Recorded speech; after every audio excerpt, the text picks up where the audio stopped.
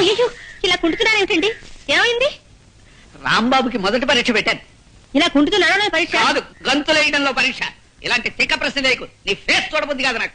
ఓ పిటపిటలాడే పిల్లని రాంబాబు మీదకి ప్రయోగించా. ఎందుకు?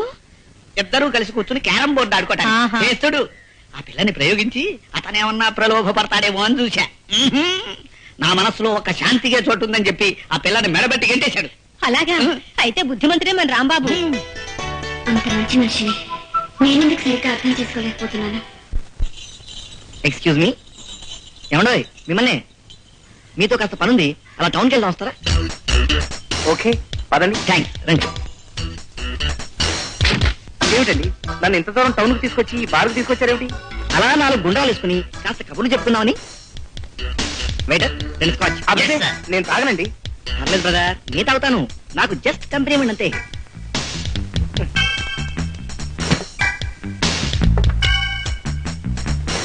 ఇదెవరికి? నాకా? రాస్కల్, నా చేత తాగించాలని చూస్తావా? నేనెవరినో తెలుసా? తిమ్మాయిపాలెం ఊరు మొత్తానికి గల ఏకైక పెద్ద మనిషి జగన్నాథం గారి గెస్ట్ ని. నేను తాగాననే కాదు, అసలు ఈ బార్లోకి అడుగు పెట్టానని తెలిస్తేనే ఆ ఊర్లో ఆ మహానుభావుడు తలెత్తుకు తిరగలేడు తెలుసా? నవ్వుతావా? నన్ను చూస్తే నవ్వులాటకుందరదే. నా చేత తాగించాలని చూస్తావు కదూ? సార్, మీరు కూడా వీడు గోప గుయ్యమనేలాగా 4 పేకండి. నేనా? వద్దులండి, ఆయన డబ్బులు ఇవ్వరు. డబ్బులు ఇవ్వడం అదే బేరన్ని కొడితే భార్యకి డబ్బులు కట్టాల్సి వస్తుందని. జాగ్రత్త, టేక్ కేర్. ఆ మహనీయుడు జగన్నాథం గారికి చెడ్డ పేరు తెచ్చే ఏ పని నేను చెయ్యనన్న విషయం తెలుసుకునే మసలుకో. అసలు నీ ఫేసే నచ్చడం లేదు నాకు. వస్తున్నా.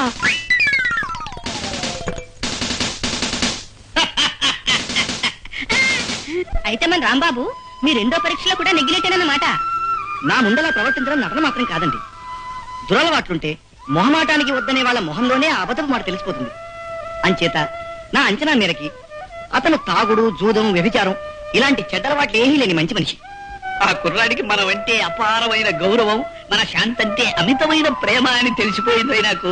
అన్ని విధాల రాంబాబు ఎంతో మంచి మనిషి. ఆయన మంచితనం ముందు నేను ఓడిపోయాను. ఆ ఓటంలో ఉన్న ఆనందాన్ని ఇప్పుడు అనుభవిస్తున్నాను.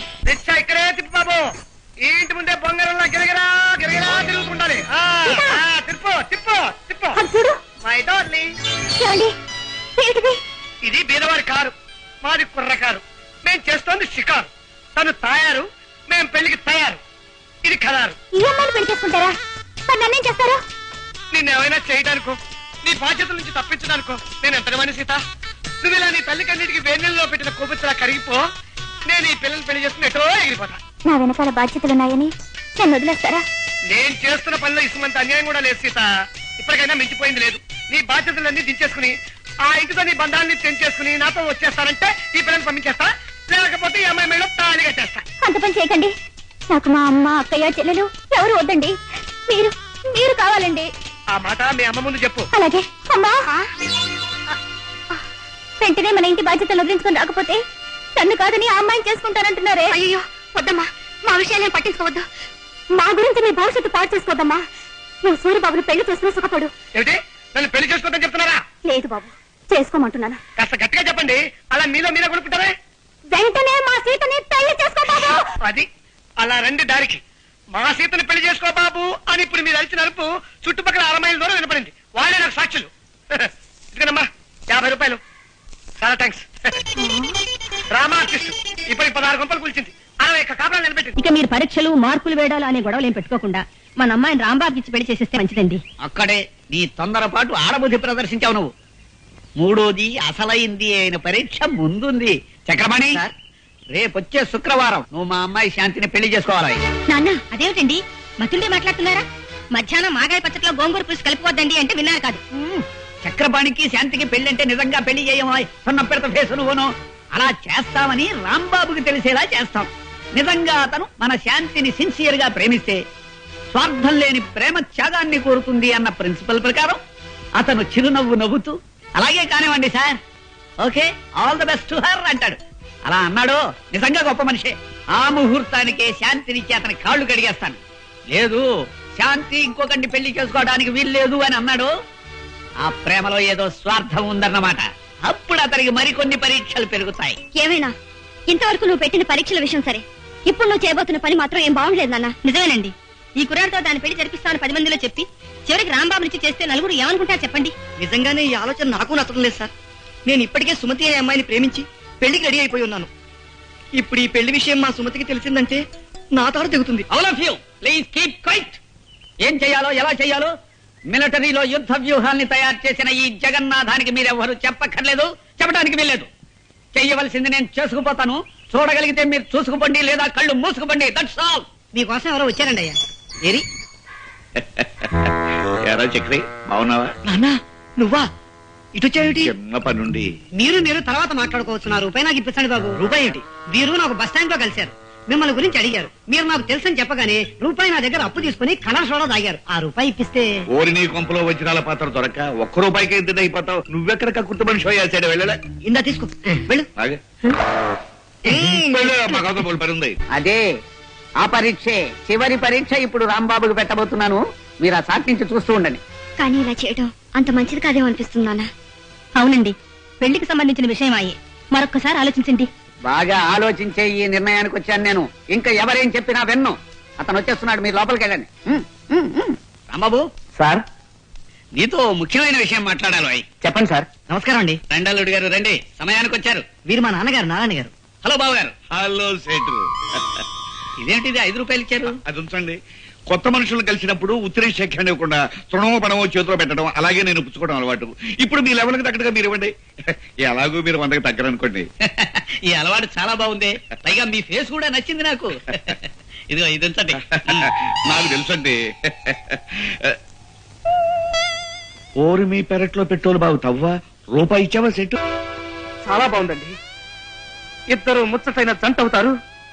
చక్రపాణికి అర్ధాంగి అయితే శాంతి సుఖపడుతుంది అంటే నా మనసు ఆనందంతో నిండిపోయింది. ఆమె ఎక్కడున్నా సుఖ సంతోషాలతో భోగ భాగ్యాలతో తొలతూగుతుండటమే నేను కోరుకునేది, ఆ దేవుణ్ణి వేడుకునేది. Thank you. Congratulations Chakrapani.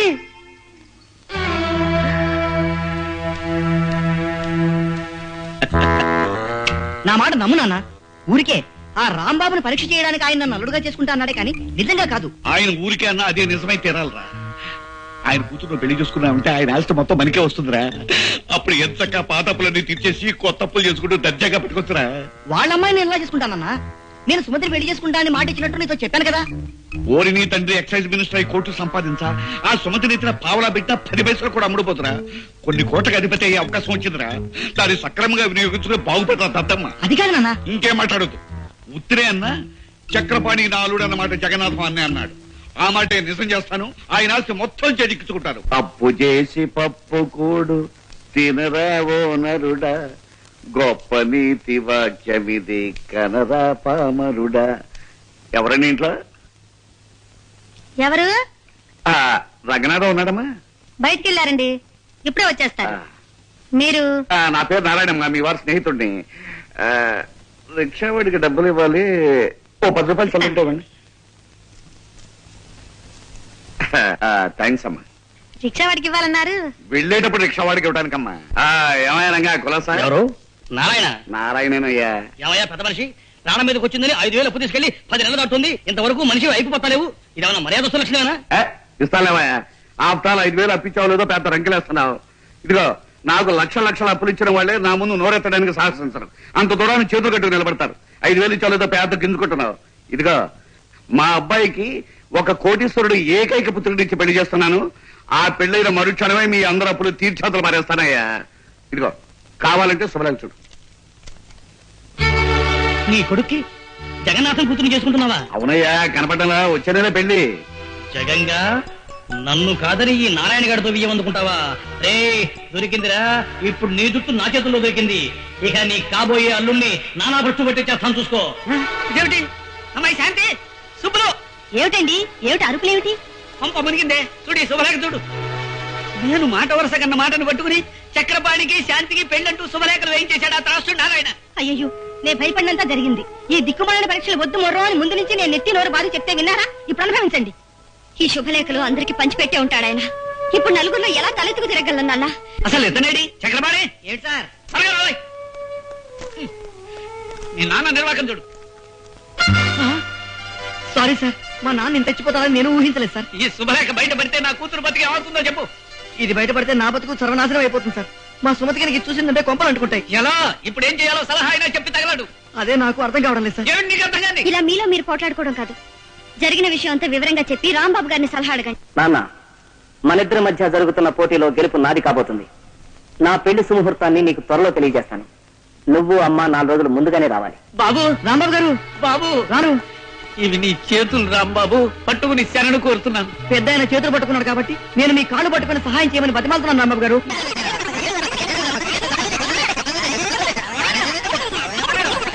IC, ఇంత గ్రంథం నడిపాడన్నమాట మీ నాన్నగారు. ప్రస్తుతం ఆయన ఎక్కడ దొరుకుతాడు? అది చెప్పడం చాలా కష్టం రాంబాబు గారు. అప్పుల కోసం 6 నెలలు ఉత్తర భారతంలోనూ 6 నెలలు దక్షిణ భారతంలోనూ తిరుగుతుంటారు ఆయన. మొన్ననే 500 రూపాయలు ఖర్చు పెట్టి ఢిల్లీకి వెళ్లి 50 రూపాయలు అప్పు సంపాదించుకొచ్చాడు. మరి ఇప్పుడు ఆయన పట్టుకోవడం ఎలా? యాత్రా స్పెషల్ ఎక్కాలా? అదే నాకు అర్థం కావడం లేదండి. పెళ్లికి ఒక రోజు ముందు అప్పుల వాళ్ళందరినీ తన వెంట పెట్టుకొస్తానని మాత్రం నాతో చెప్పి వెళ్ళాడు. పెళ్లికి ఒక్కరోజు ముందు వస్తా అన్నాడా? సరే మావగారు, నీకు నారాయణ పేడ తప్పేలా, నీకు నీ సుమతితో పెళ్ళయ్యేలా నేను చక్కటి ప్లాన్ వేస్తాను. ఇక నుంచి నడుపుతాను చూడండి నాటకాన్ని.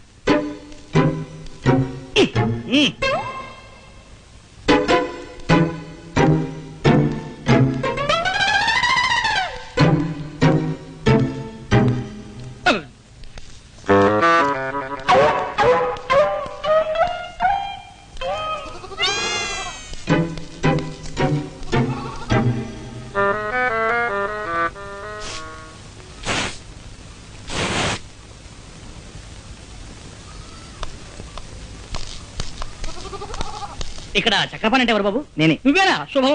మీరెవరు? నేను మీ నాన్నకు అప్పించిన పిచ్చివాళ్లే బాబు. అవును, పెళ్లి కొడుకువి ఇలా దిగాలుగా ఉన్నావే? మనసేం బాగుండలేదండి. అలాగా? మనసు బాగుండకపోతే మంది పిస్తాను, నాతో రావయ్యా. ఎవరది? జగన్ గడేనా? నేను రంగనాథాన్ని. నువ్వు అర్జెంటుగా బయలుదేరి నేను చెప్పిన చోటుకు రావాలి. ఎక్కడికి రావాలి నేను? ఓకే, వెంటనే బయలుదేరుతున్నా. ఎవరండి? ఆ రంగనాథం గాడు ఏవో కారు కూతలకు వస్తున్నాడు. పట్నం వెళ్ళి వాడిని నోరు మూయించి వస్తాను. ఒరే దరిద్రుడా, రన్నింగ్ బస్సులో కండక్టర్ నడిచినట్టు ఆ నడకేమిటి నీ మొహం? పిచ్చి చూపు చూస్తున్నావు. తాగేవా ఏమిట్రా? ఏ ఎస్సా నీ శాంతమా? తాగొచ్చిన ఎదురు కనబడతావా? ఎంత ధైర్యం నీకు? నిన్ను ఒరేయ్, నువ్వు నువ్వు నన్ను కొడతావురా? ఏ ఈ టైప్ లో కొట్టాను, కావాలంటే ఈ టైప్ లో కొట్టగలను, ఈ టైప్ లో కూడా కొట్టగలను. చాలు, ఇంకే టైపులు షార్ట్ హ్యాండ్లు వద్దు. నీ విద్య నాకు పూర్తిగా తెలిసిపోయింది. నీ దగ్గర ఉద్యోగం చేస్తున్నాను కదా అని నన్ను నాటు సర్రకట్టే హీనంగా చూస్తావుట్రా రాస్కెల్. ఏ నా వల్ల కాదు. నువ్వు వచ్చి నా కాళ్ళ మీద పడినే సరే నీ దగ్గర నేను పని చేయను. పో, నీ బాబుకి చెప్పు. నాతో పెట్టారే. నువ్వు వచ్చేసావా? వచ్చానురా. నీకు మా స్థానే నీకు సన్మానం చేసి నీ చెంప మీద 5 వేళ్ల శాలువా కప్పటం కళ్ళారా చూసి ఆనందించాను. ఆ ప్రతిష్ట గురించి ఇందాక ఫోన్లో ఏదో వాగావు. నీ ప్రతిష్ట ఇప్పుడు పొయ్యి మీద పెట్టిన ఐసిగడ్డలా ఎంత గట్టిపడుతుందో చూసి సంబరపడుతున్నాను. నన్ను చూడడం కాదు, చూశాక నీ గుండె ఆగిపోతుందేమో. దాన్ని గట్టిగా పట్టుకుని ఓసారి రాజుడు. నా కొడుకు నిచ్చివాణ్ణి యోగ్యుణ్ణి తెచ్చి నీ కూతుర్నిచ్చి పెళ్లి చేస్తానన్నావు. నీ యోగ్యుడైన అల్లుడు పీకల దాకా తాగేసి కాలిపోయిన సిగరెట్ పీకలా ఎలా పడున్నాడో చూడు. ఇదంతా నా తపస్సు ఫలితంరా. వీడు సరే, నీ వియ్యంకుడి ఘనత తెలుసా నీకు? అడుక్కునే వాడి దగ్గర కూడా అప్పటికి పుచ్చుకునే గటి కూడా దరిద్రుడు. నీ వియ్యంకుడు నాకు 10,000 బాకీ ఉన్నాడు తెలుసా? బాగుందిరా, బాగుంది. గొప్ప సంబంధాన్ని ఎన్నుకున్నావు. బాగుందిరా, బాగా మాట్లాడావు. వీడిని నువ్వే తాగించావా? అవును, ముక్కోటి దేవతలు నా మొరవిని నాకు ఈ అవకాశాన్ని కల్పించారు. నువ్వు మొర పెట్టుకునే టైంకి నీ ముక్కోటి దేవతలు ముక్కు పొడుగు కొనుక్కోటానికి మార్కెట్కి వెళ్ళారా చవట. వీడెవడో తాగి పడిపోతేను, వాడికి తాగించి నువ్వు నష్టపోతేను మధ్య నాకేమిటి దొరద? వీడు నా అల్లుడు కాదు. నీ అల్లుడు కాడా? మరి శుభలేఖ చూశాను. ఆ శుభలేఖకి నిప్పెట్టి నెయ్యి కాచుకో. మా అమ్మాయికి నేను వేరే వరుణ్ణి చూశాను. త్వరలో పెళ్లి జరిపించబోతున్నాను. పెళ్లి కొడుకు ఎవర్రా? నోర్మై, అది నీ కనవసరం. పాపం పెద్ద ప్లానే వేసి దెబ్బ తిన్నావు. ఆ బిల్లు కట్టేసి ఈ బట్టల మూటను భుజానేసుకుని జగంగా నీ కూతుర్ని ఇంకోటికిచ్చి పెళ్లి చేస్తావురా?